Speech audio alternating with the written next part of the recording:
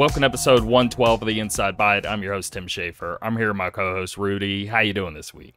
Hey, Tim. I'm doing great. I just went back to school yesterday. Not for, official start, but just to kind of like set things up again, get it all fixed up. And it was weird because I haven't been there since June. So it was so strange. I almost felt like driving there. I'm pulling into the parking lot. You scan your ID. I'm like, oh my God, I'm going to work right now. I don't know. It's strange how you leave a job for 2 months, which is normal in this job, obviously. You come back and it's like, boom, you're right back in there. So I set everything back up, just trying to mentally prepare myself, Do you actually have the list of the kids now? I finally did get it this morning. So really, really late timing, but yeah, I just got it. So, I looked through it. Obviously, I don't know a lot of the kids. There's one or two that I recognize. Otherwise, it's almost like it's just a guessing game. Like, oh, this kid looks nice.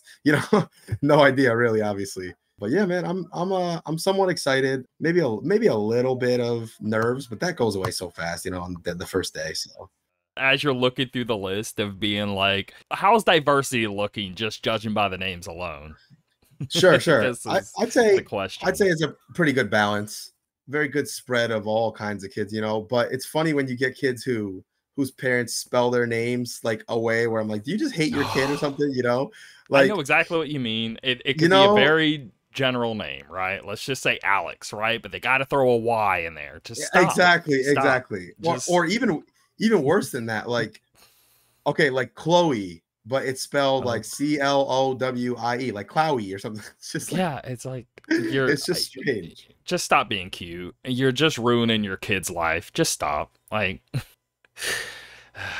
especially if it actually is pronounced slightly different.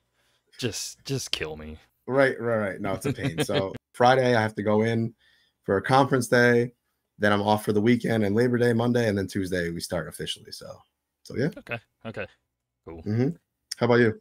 It's just been really, really, really balls to the wall, just super in depth, constantly busy, never have time for anything. I'm still in that mode right now because I'm still just putting far more energy than I ever thought I would be into this whole Nerds on Tap, because it's just a new show and just having to do all of the behind the scenes stuff, plus keep doing this, plus taking on I'm still not used to my new job. It's been like 2.5 months now, but I'm still just constantly feeling like, wow, this is one of the hardest jobs I've ever had kind of feeling. So it's just, I feel like I never have much time. Also, kid is just starting soccer, and so that's going to be like practice, if not every day, every other day. Yep. It's just really just grinding, never feeling like I can rest. I got you. I want to get into this main topic that I don't know what it is. You're just like, oh, I have a great idea. So I just now want to hear it. Yeah. Okay. So full disclosure, Tim and I were talking about like a main topic, switch it up a little bit, instead of doing top 10 of this or favorite this or whatever, right?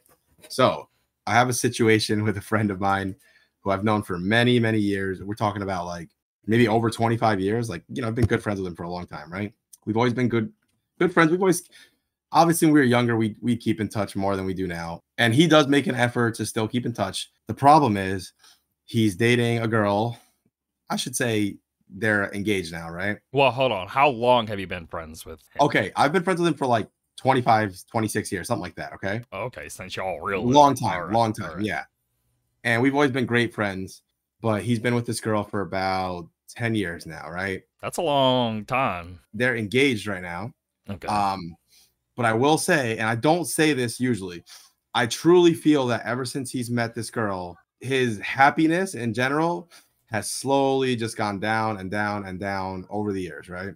And I'm not saying that this is all her fault. I don't know because I'm not there. I only hear what he tells me and I just see what happens, right? It could be both of them. I don't know. However, my friend was like very much not I don't want to say he wasn't a social person. He would be social with his guy friends, right? But when it came to the girls, he was maybe like a little more reserved, didn't really have all too many experiences like that in high school, right? He was very much a little behind there, which is fine, right? Yeah, but that also means, I know what that would mean is full investment into this person, even if they're not good for them. He didn't have enough heartbreaks to realize exactly what he wanted. Anyway, exactly. And we usually don't even talk about stuff like this on here, but I'll just say he had no experience, right?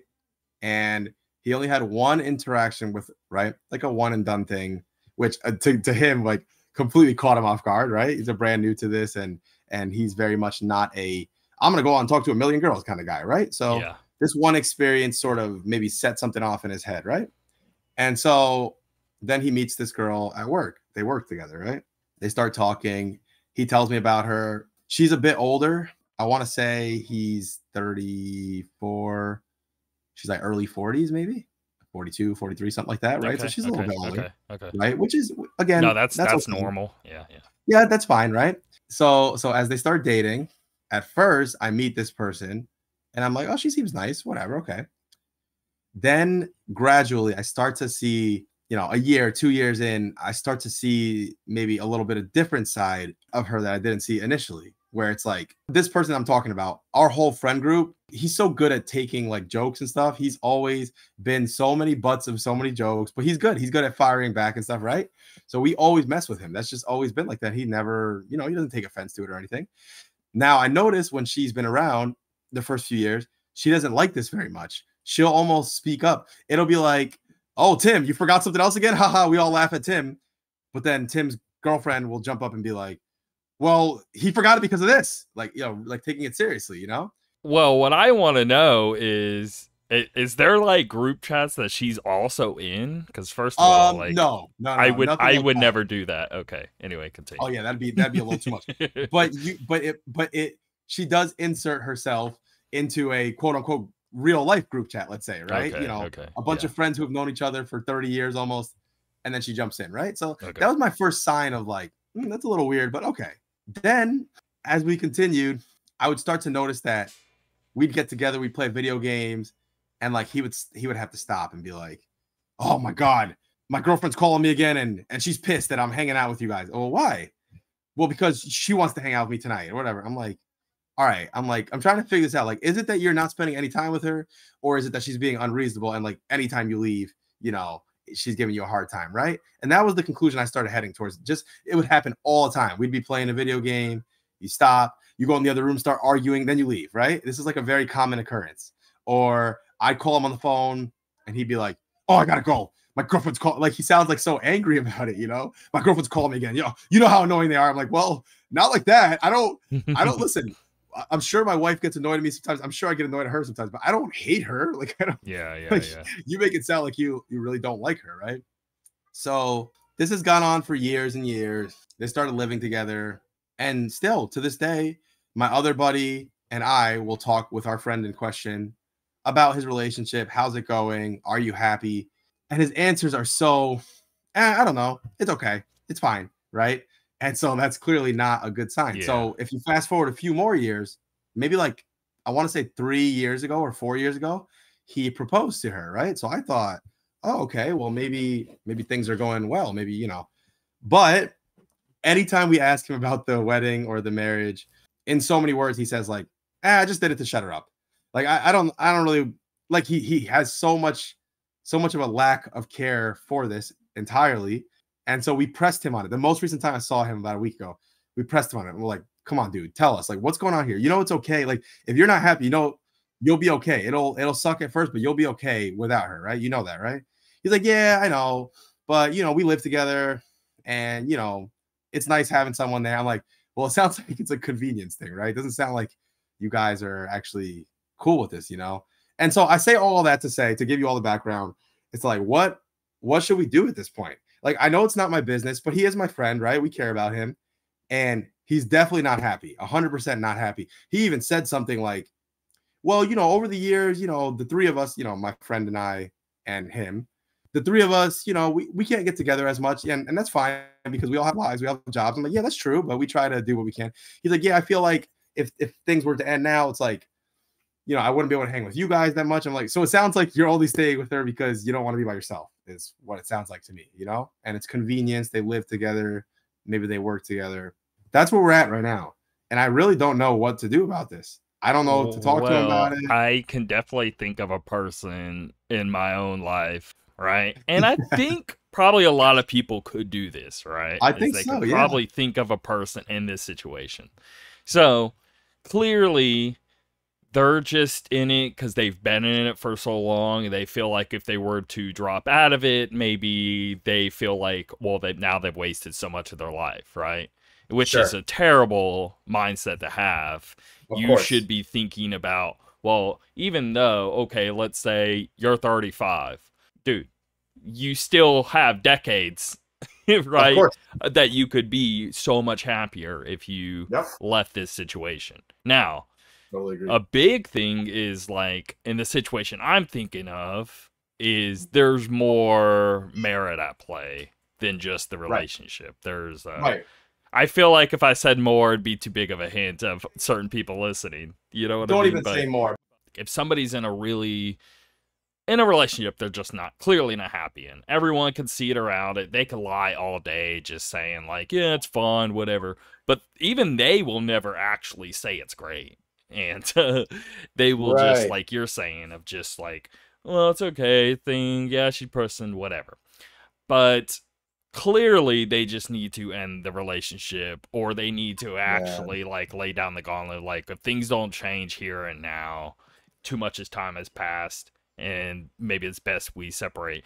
But we all know, yes, they should either separate or they should have a really critical talk and really change, and you would notice immediately if something actually changed. Give it, like have that deep, Right. hey, if things don't change now, let's give it 2 or 3 months, and if we still notice the same thing, let's just end it. That's what needs to happen Yeah. because I clearly totally agree. I uh, agree. you're I, talking close to 10 years of knowing this situation and clearly seeing him not being happy for this long.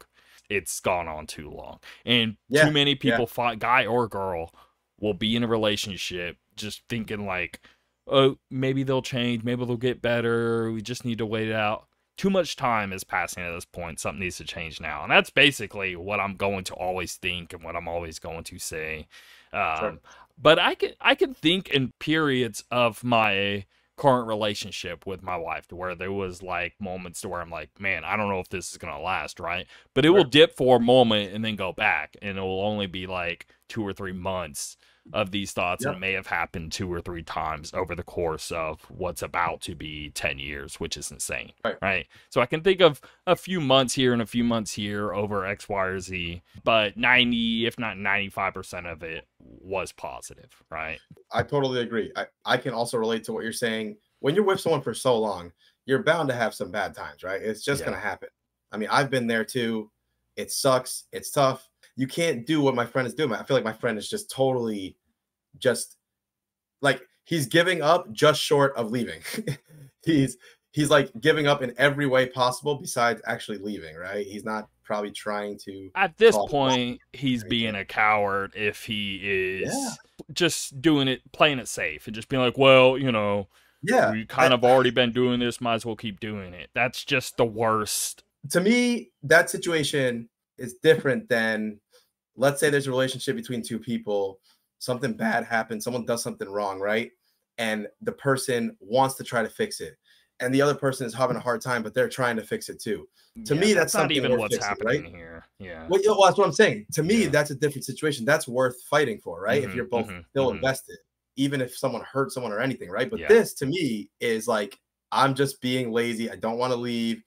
I don't want to be myself, but I almost feel like he might be hurting her to an Yeah. extent by not letting her go out and be with someone else, right? Well, She's older. they're both hurting each other actually in this boat. So of all the information you've given, I'm putting just as much blame on him that I am on her. Right, right. And that's Because at kind of this how I feel point too. you're just what putting up with mediocrity just because you're scared of being alone. Yeah, exactly. Right. Exactly. I totally agree. I guess I don't know 100% of the details from her end of things, but if she doesn't feel the way he does, right? If she still feels good about things and wants things to work, well, then I would put more on him. But I don't know. I don't know that that's the case. I don't know. So But you should be able to tell just by talking to him his enthusiasm, his excitement about life, all of that. So think of somebody else just really, really down and out on life for the last like 10 years. at some point you wouldn't even be friends with this person anymore. You'd be like, yeah, they always suck. They're always just down. They're always complaining, whatever. And you eventually just drop them. Imagine having to be with this person every day and they're just being down and out on life kind of attitude. The fact that they're still together with that being the case for so long almost is like they're just wasting their lives away at this point. Yeah, man. So anyway, I wanted to bring that one up because it's an interesting situation. I think I'm just gonna, when I see him, I'll bring it up occasionally, see how things are going. That's all I can do, really. He's got to go through this one on his own, I think. Yeah, me just being me, I would go really hard in the paint and just not care because it's been going on for so long to where at this point I'd just be like, dude, you're like just straight up just saying the situation. Like, you're clearly just playing it safe. You're scared to be alone. You're just doing this. And I would just be saying all these things to his face and be like, either things have to change or your life is just going to be stuck in this, like, ever revolving mediocrity with nothing ever changing and you never actually being happy. Somebody's got to like be really blunt and direct with him and get him to realize, like, clearly we're all seeing this from the outside. You could try to pretend like it's not a thing for so long.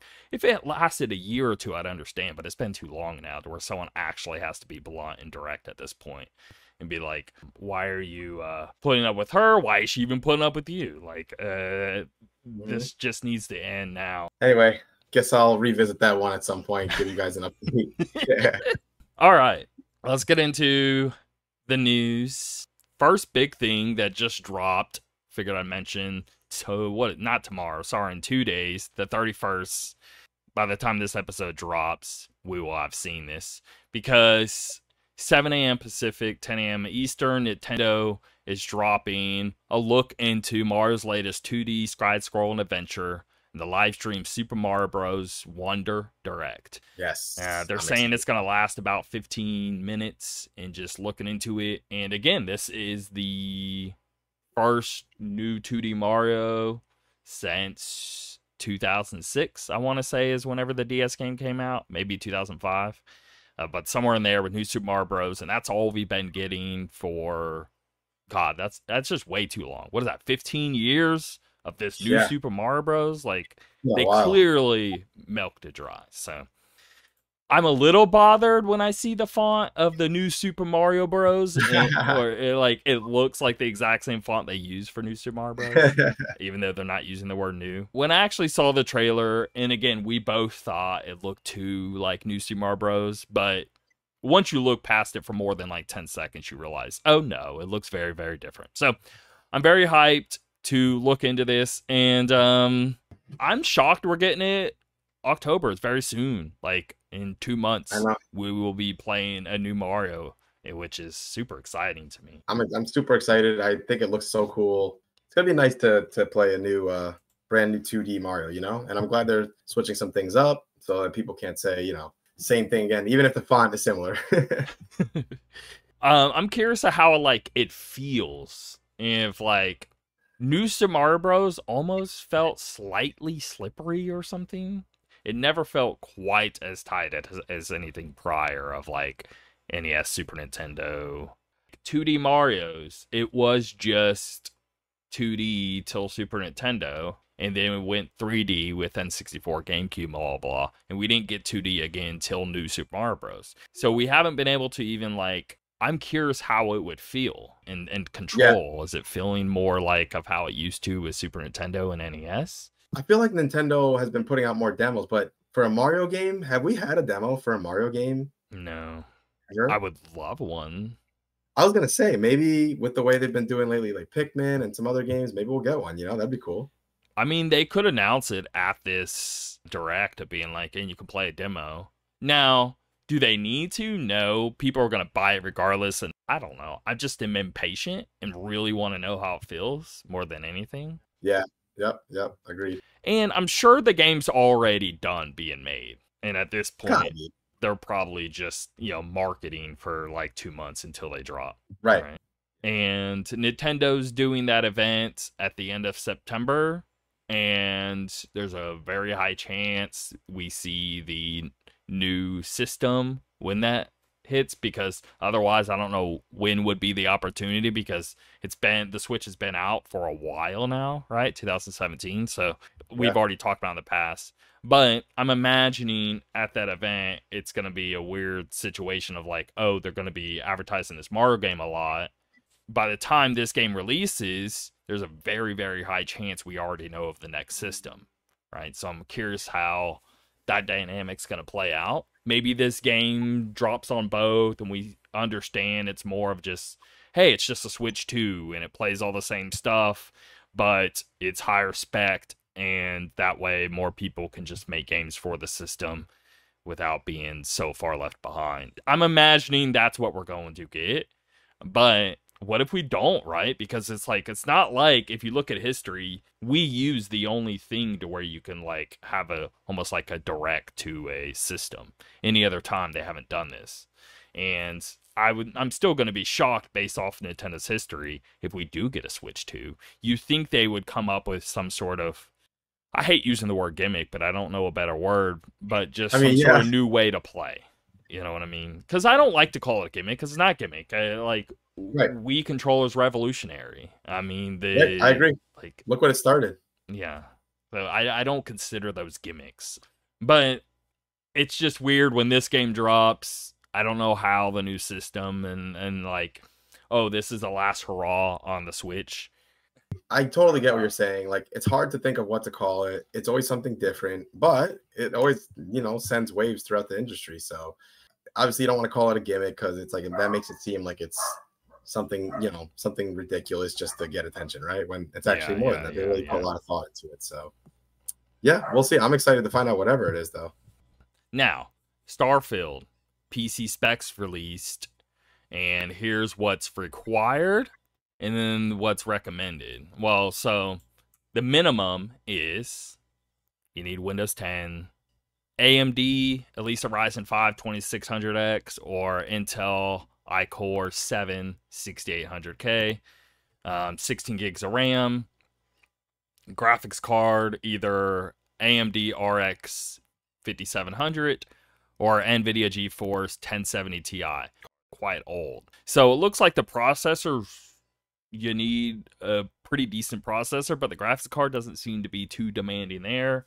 125 gigabytes of available storage. Additional notes, SSD required. Interesting. That is I did not, I mean, that's so much space, though. I could clear up 125 gigabytes of my SSD, but God, that's asking a lot. That really sucks, actually. I think most people probably have SSDs on PC by now, but there are some who don't. So No, it's not that. It's the fact of that much space that being much space. Yeah. required on your SSD. So Yep. I might have Yep. to reinstall Starfield because it let me install it on it, but that was pre-install. I'm curious how that's gonna work. Right. No, it Yeah, should be worth it, I'd say. So yeah, yeah. guess we'll all find a way. To Now do. that's minimum in terms of what's actually recommended. AMD Ryzen 5 3600X, and then an Intel of at least a 10600K. And then the graphics cards being RX 6800 XT, and on the NVIDIA side, a GeForce RTX 2080. Now, I have a 6850 XT, so I'm a little above the recommended on the graphics card, so that's cool to see. GeForce RTX 2080, again, it's still not super demanding. I would expect recommended trying to push a 3080 and not a 2080, so that's a little nice. There's a little space there. But you can kind of tell when you're looking at the game, it's not really like, oh my God, this is the best graphically thing I've seen. It's Sure. more about all of the systems going on, which I guess makes sense why the processor seems to be a lot more demanding than the GPU, because they showcased, oh, I got these sandwiches from all these different ships, and I just gathered them all into my ship, and here's a whole horde of like 45 sandwiches showcasing how many ships I've taken over, dumped them all into one table. Yeah. Meaning all of these materials coming from all of these different spaces and time, putting all into one, That takes a lot of behind the scenes work to make happen. Right. Bethesda has been doing this since Elder Scrolls days of like you getting a cup from a village 6 villages over, being able to still interact with it and use it. That's kind of the point, where that just takes a lot of resources and that's why there was so many problems with Skyrim on PS3, because the RAM was so little and it wasn't able to store that much information. It kept causing the game to bug out the more times you saved it. So just know, graphics card doesn't need to be too insane, but you are going to need a good processor to keep all the information easily accessible. So there's that. As you can see, Starfield is not only a large game, needing 125 gigabytes of space, but it also require that much space on the SSD. And you'll want a pretty powerful processor to run it at its best too. Starfield hits Xbox Series X and S, PC, and Game Pass on September 6th. However, you pre-order the digital premium edition, the premium edition upgrade, which you can purchase on its own if you plan on playing it through Game Pass, which I may do. Anyway, or the Constellation edition, you can hop into the game 5 days early starting August 31st. I was thinking it, and I'm already like, no, I'll wait. I'm playing, I really am. We'll get into it, but I'm playing Armored Core, and I'm really, really, really enjoying that. So Yeah, we'll definitely talk about that. I'll wait that. But that's all with Starfield. All right. I mean, we'll be good spec-wise. Graphics cards are a lot more expensive than processors are, so when it comes to, like, let's say you wanted to build a rig, you really won't need to be spending too much money to make this thing run. You just have to build it a bit differently than what you would think. SSD taking up a lot of storage kind of mindset. So Right. Yeah, I might have to hold off a bit on Starfield. It breaks my heart, but I just have too many games to play and I'm so behind. So I might wait a little bit. But yeah, it looks great. On another note, PlayStation Portal remote play device launches later this year at $200. Earlier this summer, PlayStation revealed a dedicated handheld remote play device that puts one half of a DualSense controller on each side of an LCD screen. Today, they revealed it's called the PlayStation Portal and will cost $199.99 when it's released later this year. The PlayStation Portal remote player includes the features you'd expect from a DualSense controller, like adaptive triggers, haptic feedback, but wedged between the two controllers' halves is an 8-inch LCD screen capable of 1080p 60 FPS playback. PlayStation says the device is for gamers in households where they might need to share the living room, TV, or simply want to play PS5 games in another room of the house. The PlayStation Portal will connect remotely to your PS5 over Wi-Fi and can play supported games installed in your console. The device includes a 3.5mm audio jack for wired audio, although the new PlayStation Pulse Elite headset and Pulse Explorer earbuds will connect to it wirelessly via technology the company is calling PlayStation Link. So is that to say that you can't connect with Bluetooth with your headphones that everyone in the world has already? Which is super, super dumb. There's many problems with this that I'm about to go into, but that is number one, huge glaring red flag right there. That is a really, really dumb thing to overlook. I will say the price is cheaper than I thought it was going to be. I'll give them that. However, I have other issues. I think the exact opposite. 200 cheap, because all you can do is stream your console to it. I thought they were going to charge even more for it. Really? Yeah. I didn't. I was thinking 120, 140 max, because that's all it can do. So let's say your Steam Deck right now, right? The base model, which again, it just means like what? The anti-glare if you buy more or more storage. Otherwise, it's the same specs. You can spend $399, so 400 instead of 200. And you can do a plethora more things. Or even like, okay, $200, that's the Switch Lite, which again does far more than what this does. This is straight up just, you have to have a PS5 and you're in the same household. This isn't connecting to PlayStation servers. Think like, okay, the Xbox realm side of things. You can go buy that Logitech streaming thing, right? And you can stream off of Game Pass servers, Microsoft servers, shooting to your device. Or you can shoot from your device to the system, right? And pay the same price. This is just limited to just streaming your console, being on the exact same network as your console, and just giving you a second screen. That's all this is doing. So I was like, I can see the controller causing an up in price because you have the DualSense, and it's just sort of like split in half and attach, and the DualSense costs like $70-$80 right? So I'm guessing that's the majority of this cost. Then you're gonna have to just eat it or something. And I'm sure controllers can be made a lot cheaper now than at release or something, because I can't imagine anybody spending $200 to just stream their system. You can do that anyway. I can stream my PlayStation to my PC right now. I can stream it to my Steam Deck right now. I can stream it to my iPad. I can stream it to my phone. There's a plethora of options for me to stream my PlayStation to another device. I don't need to buy this. So why Yep. am I buying this? That's what I'm lost. I get like it's, I guess, dedicated, and maybe the experience could be like what, latency a little better. I don't, but that's not even like, it's all dependent on my home network. That's It that's a could good point. it could slightly be better than maybe there's something, maybe there's some tech under the hood that could be a little better than what my phone or tablet. But even that I don't even believe, though, because think on the network boards when it comes to a Samsung device or an iPhone. The whole point of these devices is networking. They're gonna put more money behind the network side of things than anything else. So I can't imagine this thing being better network wise than what your phone could do or what your tablet could do, because the whole point of those is they're focusing on having the best network that you can have. That's why the device exists. So this is strictly just playing games. This isn't so you can do, I'm Yeah. just thinking of all these different realms, and I'm just like, I don't understand who this is for, how it's priced this highly, and how limiting it is. You can't even connect Bluetooth to it. So you're gonna spend $200, and then you're gonna spend $100 more, if not $200 more, for this PlayStation Pulse Elite headset, just so you can do to it, or these Pulse Explorer earbuds. How much are these Pulse Explorer earbuds?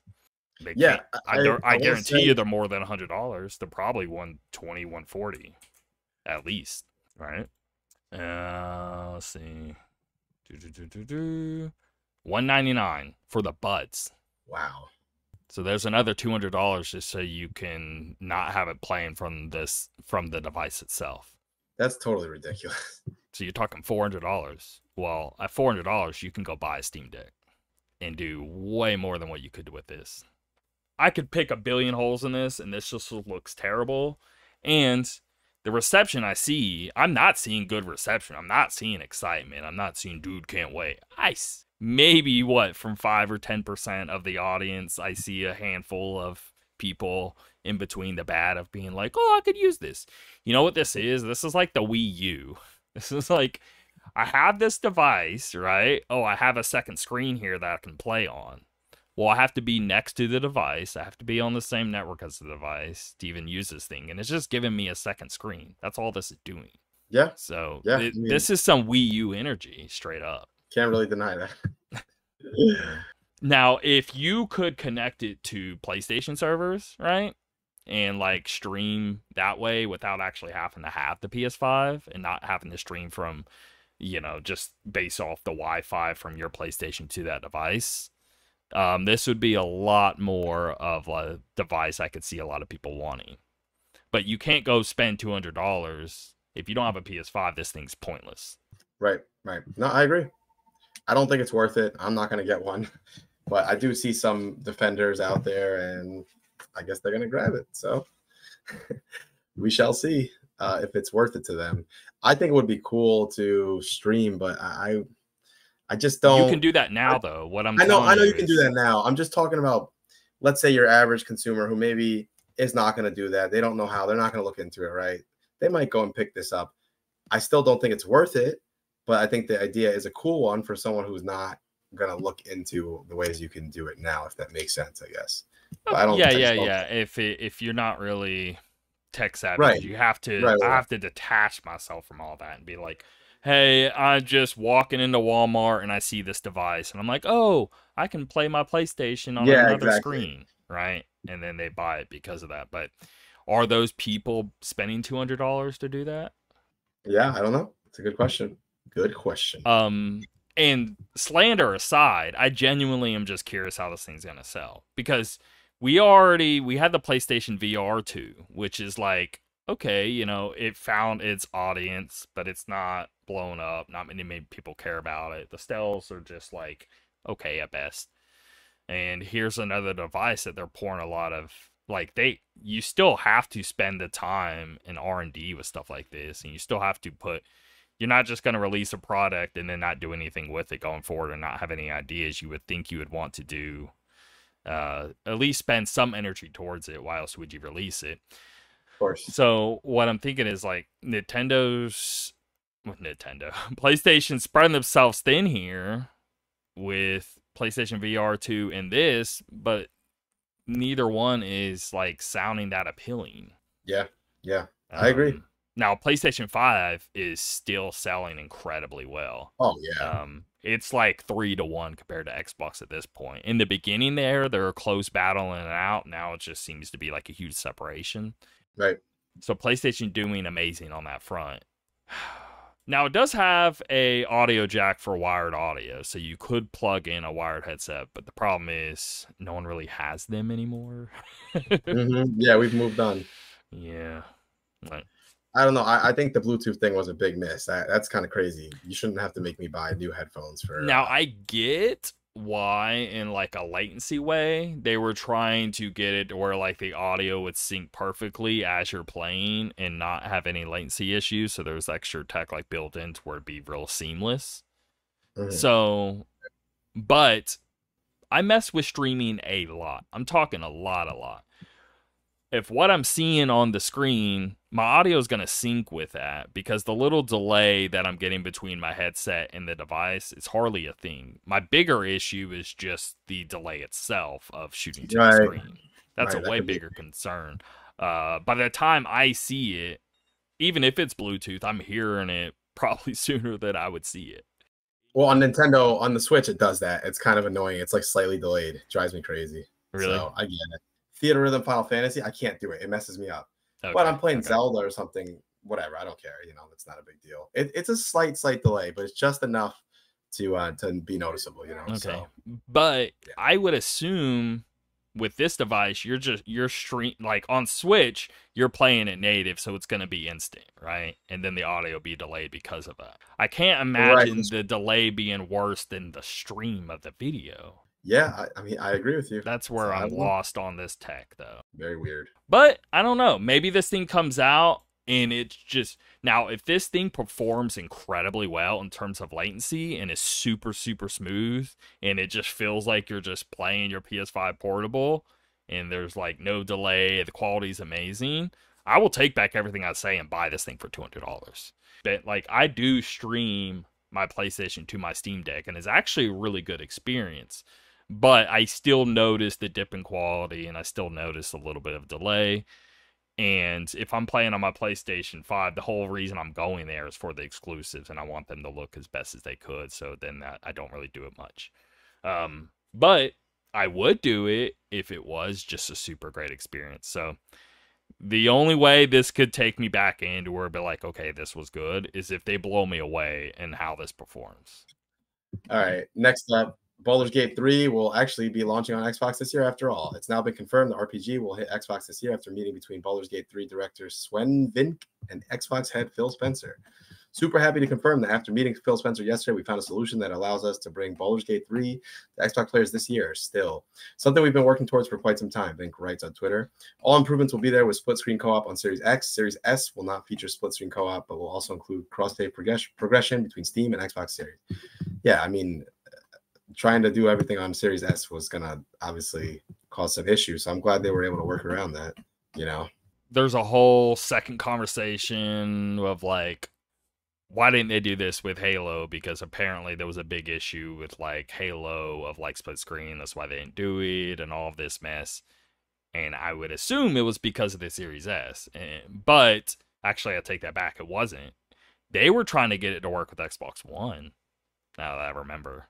So that goes even further of like, dude, just drop it. We're okay. I think the audience is okay of like, hey, on the new system, you have these extra features that you don't on the older system. Right. And the same with a better system compared to a weaker system. It's okay to drop features. I'm okay with him doing this. Yeah, I have a absolutely. Series S. I love it, but I have an expectation out of that thing. I spent $300 on it. I didn't spend $500 on it, right? I'm expecting it to not do X, Y, or Z. And I think if they're open about like, hey, it can't do as much as this system can do, and going forward, if anybody else has issues with this game, because you're imagining there's probably a lot of first party games that were like, damn, I wish you would have told us this. We spent so much time trying to get the stupid thing to work, and we spent months on the Series S stuff. If we could have just dropped this or that, or just make it look worse than what you wanted it to, or not add this feature that you wanted to, because don't tell me you can't get it to work, period, because again, PC is a thing. Look at that Starfield, right? A 10, what was that? A 1070 Ti. The Oh, Series yeah. S has a far better graphics card than a 1070 Ti. The Series S can actually do ray tracing at 30. So Yeah, yeah, clearly, yeah, yeah. what I'm getting at is like, just let people not have certain features and whatever. But I don't think, I'm not taking it to the level of they shouldn't have done a Series S. No, you can have a weaker system along with a more powerful, and just cut things out or cater to this or that and have some differences. They don't have to be the same. You just gotta adjust accordingly. That's all. Yeah. I think they think that people would get too upset with him if they allow differences between them and it's not like perfect parity. I don't know. I mean, maybe people will be super upset. Maybe a bunch of people bought a Series S and being like, damn it, it's supposed to do what my X does. But I don't think people think like that, to be honest. I think the I don't majority think. understand when they buy the S what they're getting themselves into. I think most people understand. Yeah, there's gonna be differences between these two, right? Like that's okay. It's fine. Yeah, yeah. But I'm glad Xbox did just be like, okay, there is going to be a difference, and we're okay with it, and go ahead and release it, and just not have that feature. Yeah, people just want to play it, man. I'm glad Yeah. they're able to play it on Xbox. That's how it should be, you know? There's plenty of people that don't have a PS5 and can now play this Right. game, so cool. Right. Yep. Yep. I'm Uh, excited about this next one. Well, no pun intended, I guess. I was gonna say Excite Bike 64 released on Nintendo Switch Online plus expansion pack August 30th. I used to love this game so much, man. As I might take a look at that again. Back in the day, so many memories of playing that game. Interesting. I played it a lot too. At the Yeah. time, I never thought of it was just another game I had on N64. I Yeah. played a lot with I my don't friends, and I'm not Right. like, oh my god, it's one of the best. I'm so hyped or Oh anything yeah, like yeah. that. No, I still don't feel that way. I just remember spending so much time. That was like my game I had for a while, you know. But it was legit. Like, I have a lot of memories of that game, and I am gonna be playing it just for nostalgia's sake. Might as well. Of course. Yep. Yep. So that's cool. Look, whether it's amazing game or just Excite by 64, I don't even want to say it was an okay game. It was probably good, not great, whatever. But what I'm getting at is I'm just happy they're still releasing and pumping stuff out. And every like month, here's a game, here's maybe 2 or 3 games, whatever. And they've been pretty good. Actually, 2 or 3 weeks ago, we got those 2 Pokemon games, and then we got this. And it seems every episode, if I'm not saying something dropping, on the next episode I am. It seems to be maybe even a game every 2 weeks or something along those lines in one of their systems. And again, like, I don't know, I'm always looking at the PlayStation classics, and they recently dropped Twisted Metal 1 and 2, but prior to that, we waited months, and it's probably going to be a while till we see something again. They dropped really dumb stuff like it's like a remake of Ape Escape that they released on PSP that was really bad, and they dropped that, where it's like, okay, that game just actually sucks and is stupid. Or here's some Siphon Filter 3 or something like that, and those games suck ass, actually. So it seems like Nintendo's not actually dropping bad stuff. No. So it's pretty neat to see. Next story here. Shawn Ashmore returns in Alan Wake 2. Before I continue, Shawn Ashmore, he was in Quantum Break, Quantum Break, right? and Yeah. I guarantee you they're going to connect Quantum Break with Alan Wake 2. They have to, yeah. Like, and I see this and I'm like, I knew it. Because what? Control is connected with Alan Wake, and they even connect. They do like Max Payne references. They do everything else but Quantum Break references, for example. But then they're gonna include the literal star of Quantum Break in Alan Wake 2. Yet they're not gonna include reference. No, they're definitely going to use this as a bridge of connecting it all, I feel. So anyway, Yep. Ashmore will continue to play a character named Tim Breaker. Who is Breaker? He's the sheriff, but that's all we know for now. However, the fact that he shares a name and occupation with Bright Falls Sheriff Sarah Breaker from the first Alan Wake game seems more than coincidental.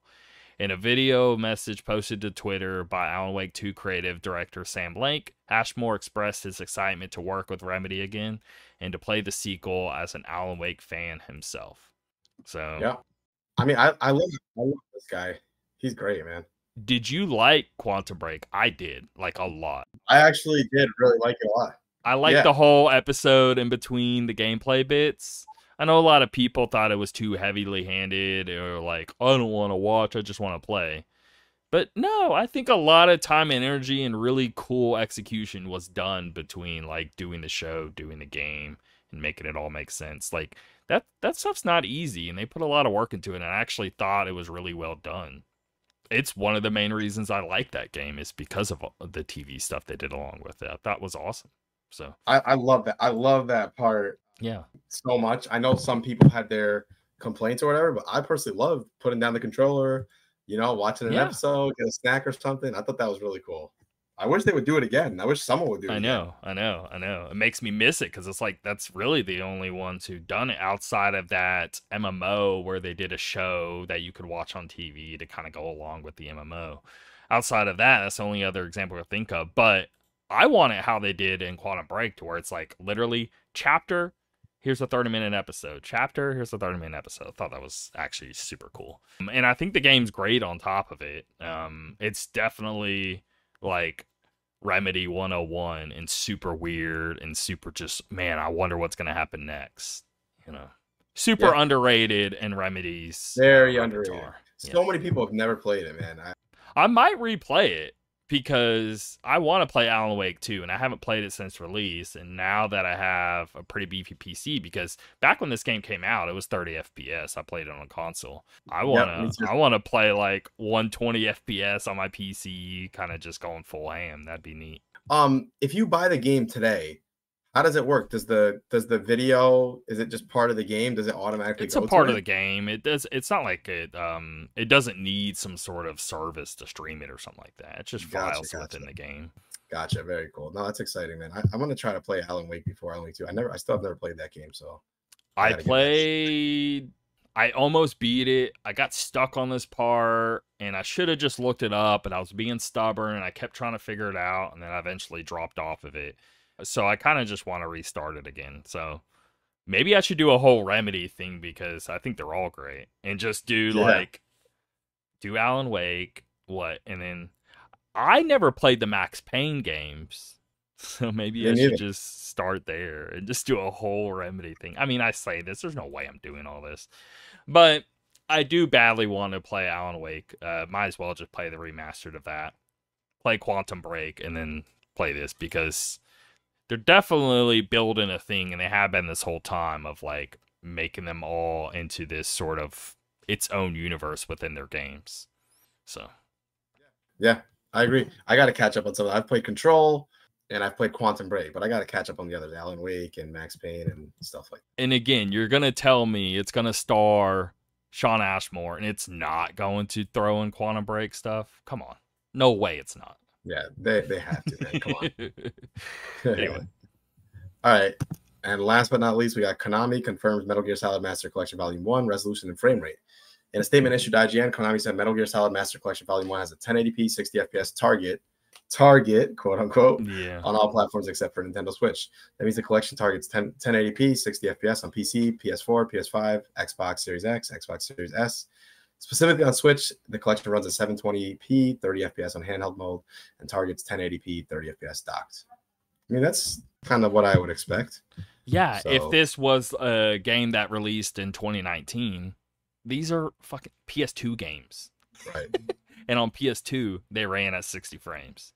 Now, I know these are technically right out of the HD collection 2 and 3 is, but those were 360 and PS3 games. The Switch is more powerful, I don't care what anyone says, than a 360 or PS3. It is. Okay?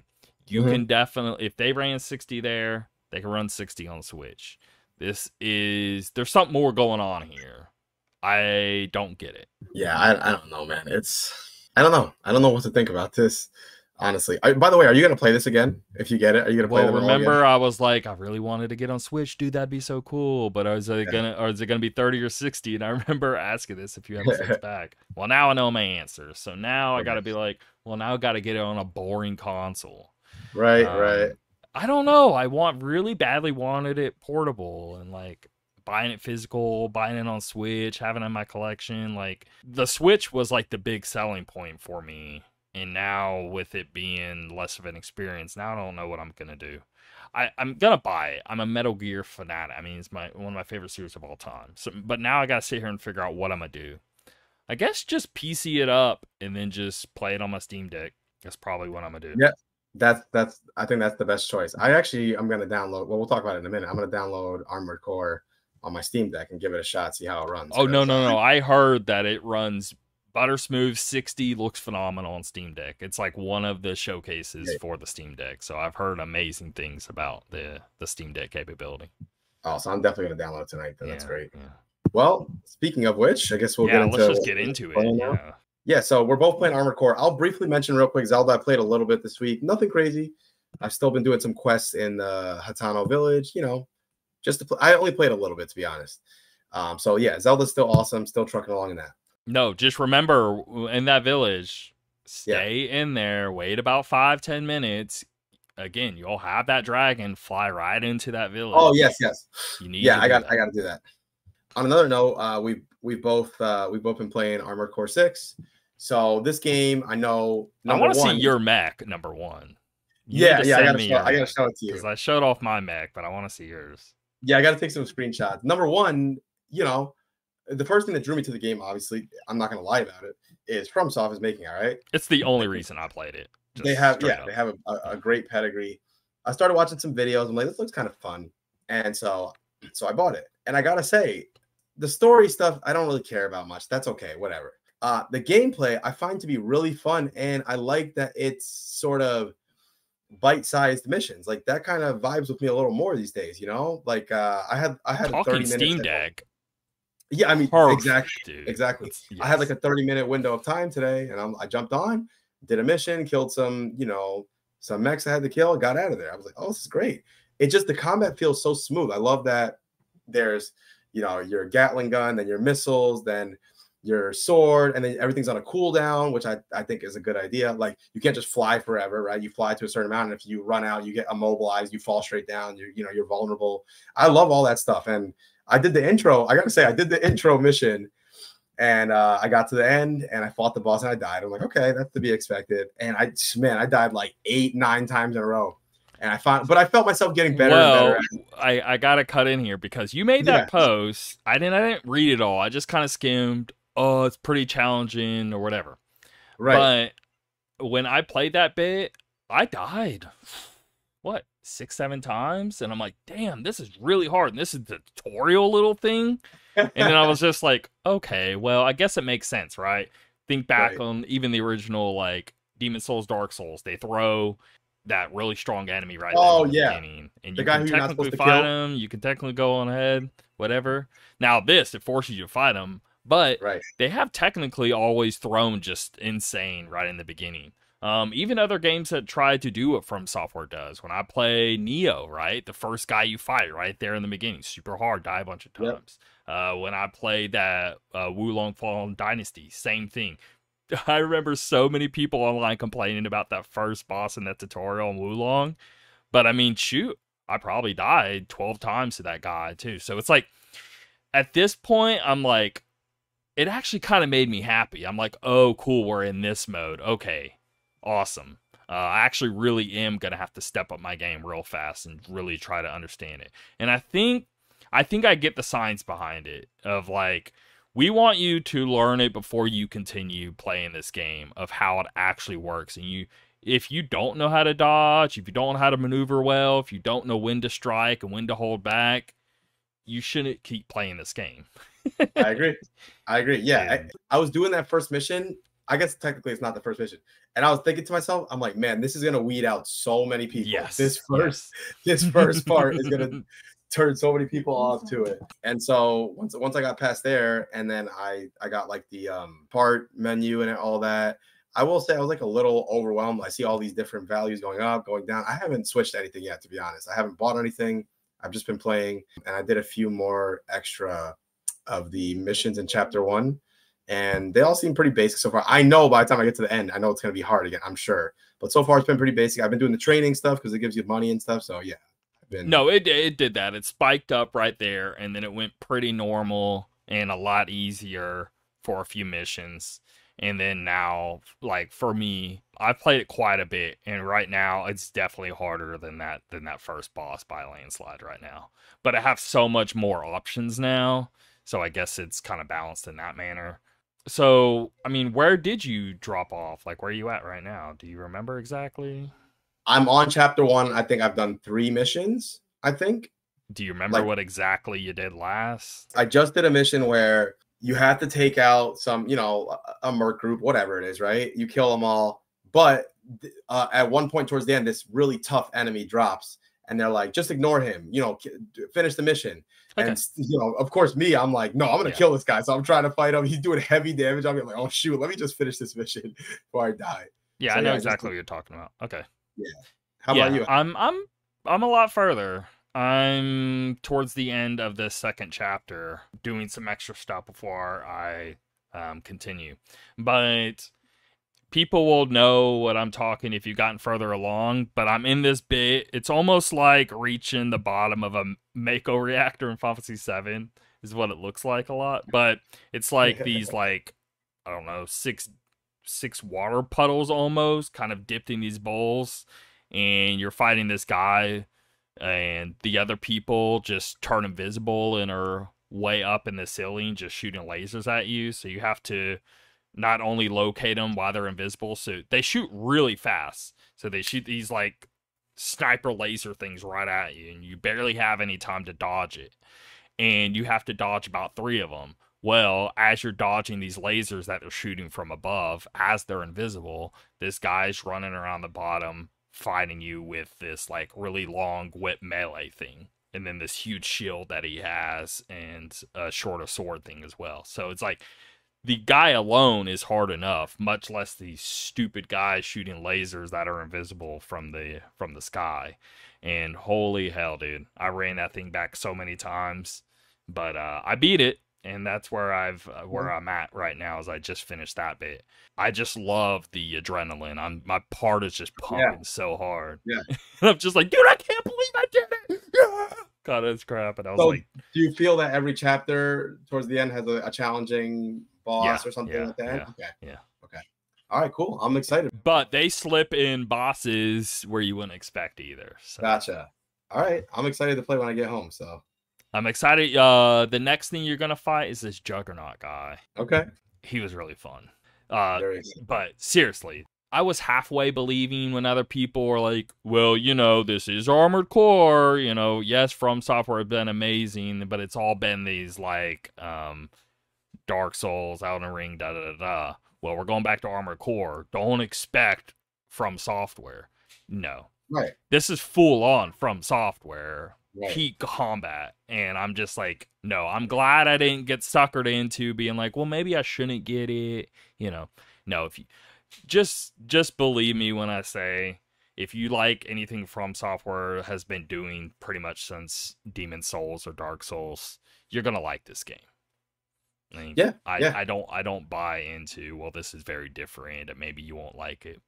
It's still just high octane combat, dodging, da-da-da. Honestly, it's even more fun in a lot of ways in those games because you have verticality now. And you have, which I really like. Systems. I really like that. Yeah.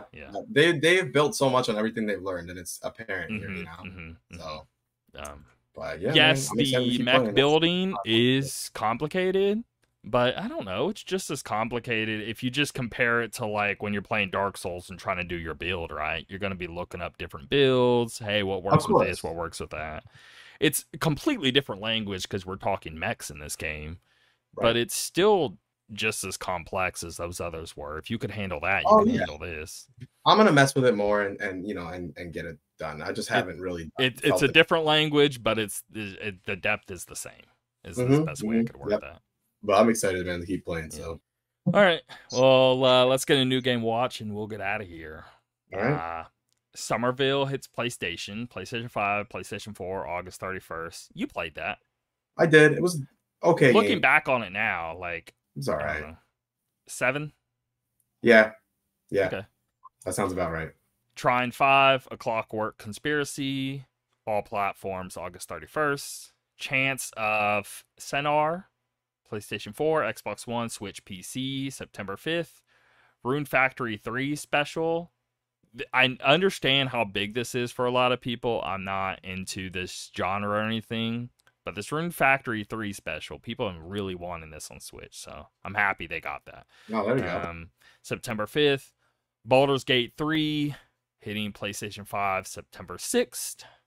Starfield Series X and S, PC, September 6th. So here's Baldur's Gate 3 and Starfield.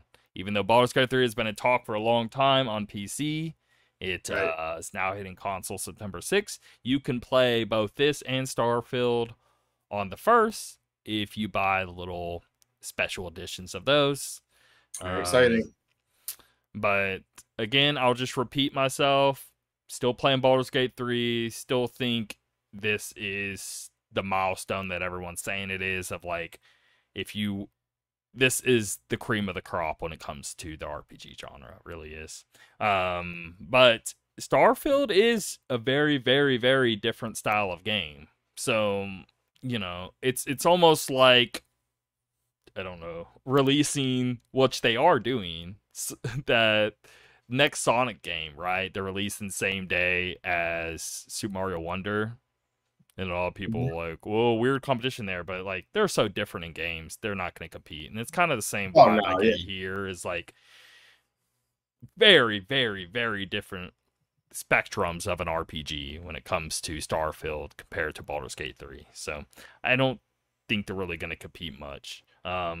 It's the same with, Spider-Man 2. I want to say is also releasing that same day as Super Mario Wonder, right? I want to say that's the case. But it's like, oh, well, I don't want to play Mario because I'm playing Spider-Man, right? You're not going to think that. So. Spider-Man 2 and Super... Yeah, you're right. Same exact day. Wow. Yeah. Wild. Makes me so sad that I'm not going to play Starfield right away. But I just know... I know that I would just be wasting my time and money right now. Like I have to do Final Fantasy, Zelda, Armored Core. It's like, well, I'm done with Final Fantasy. I have officially dropped it. Yeah. Zelda, I'm gonna be playing that for years. If you went back to yourself 5 years ago, would you ever imagine Tim is? But not me, I was championing it more than you were. Easily. I know. It was like Yoshida, my boy. Final Fantasy 14, huge fanatic. I was like, he can do no wrong. But he did, I guess, because it's not like I don't know. It's not Final Fantasy to me. Again, I'm just playing Devil May Cry with a cool story, like, and it's like I'll play that, but I don't want to play that right now, dude. We're getting like best of the best right now. Like I can't if it's not the absolute most craziest coolest thing I've ever played right now, I don't want to spend my time on it. That's really my mindset. Dude, Armored Core is so good right now. Zelda's so good right now. Baldur's Gate 3 is so good right now. Starfield's about to drop. Anyway, I can't go to that 8 or whatever, right? I need 10s right now. I totally get it. I'm gonna see when I go back to it. We'll see. But right now I'm Armored Core all the way, so we'll see. All right. Well, we'll get out of here. See you guys later.